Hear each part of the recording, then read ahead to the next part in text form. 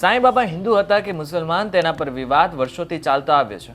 હિન્દુના મોટા સાધુ સંતો પણ સાંઈબાબાને લઈને અલગ અલગ મંતવ્યો ધરાવે છે. દિનેન્દ્ર શાસ્ત્રી સહિતના સાધુઓ સાંઈબાબાને પૂજવા માટે પણ ભક્તોને ના પાડે છે, અને એ પણ ખુલ્લા મંચથી. પણ વર્ષોથી હિન્દુઓની આસ્થા સાંઈબાબામાં રહેલી છે અને લોકો સાંઈબાબાની પૂજા અને દર્શન કરવા માટે શિરડી ખૂબ ઉત્સાહથી જતા હોય છે.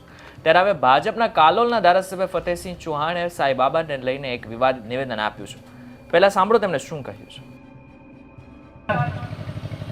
જલારામ ભગવાન ને બનાવી દીધા, જલારામ બાપા. આ પેલો સ્વાઈ બાબો કઈનો છે ખબર નહીં, સ્વાઈ બાબા ભગવાન બનાવી દીધા. સ્વાઈ બાબા આપણો છે જ મુસ્લિમ છે, આ સ્વાઈ બાબા ને ભગવાન બનાયા. આ આપણી કમનસીબી છે. પૂજવા જેવા કબીર સાહેબ જેવા સંતને નહીં, આને પૂજે. આ બધી આપણી જે પંથા પંથીની ભડાગોળ છે ને, એટલે મૂળ જગ્યાએ આપણે પહોંચ્યા નથી.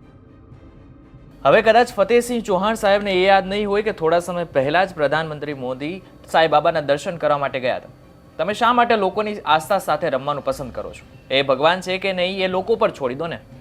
કરોડો લોકોની આસ્થા સાંઈબાબામાં છે, એટલા માટે તો તમારા ભાજપના નેતાઓ તેમના દર્શને પણ જાય છે. ચૂંટણી આવે એટલે આવા નિવેદન આપવા એ કેટલા યોગ્ય છે? બિન સાંપ્રદાયિક દેશમાં હિન્દુ મુસ્લિમની રાજનીતિ નેતાઓ સિવાય બીજું કોઈ કરતું પણ નથી. સામાન્ય જનતાની આસ્થાને ઠેસ પહોંચાડીને સારું દેખાવો એ ભાજપના નેતાઓની આદત બની ગઈ છે.